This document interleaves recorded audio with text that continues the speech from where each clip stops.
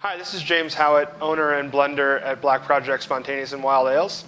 And today I'm going to talk to you about two of the beers we're releasing to the public for sale in the month of May. The second beer I have is one we've been waiting for a long time and really been excited about for a long time.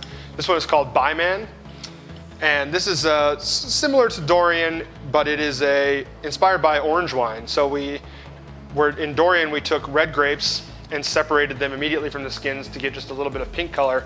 This one we took white grapes, actually muscat grapes, left the juice and the skins together for an extended period of maceration. And that draws out color and tannin and just immense complexity from the grape. If you're familiar with orange wine, basically we did that same process and then combined it with beer, 49% to 51% juice to beer. So this is BYEMAN.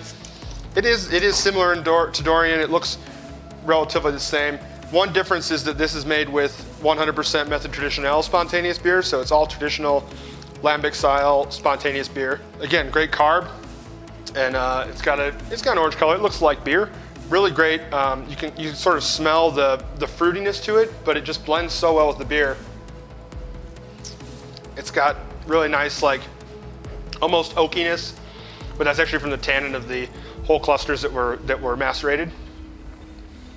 And again, really refreshing. It's not quite as refreshing and like crushable as Dorian. That one, like I said, is like pink lemonade almost.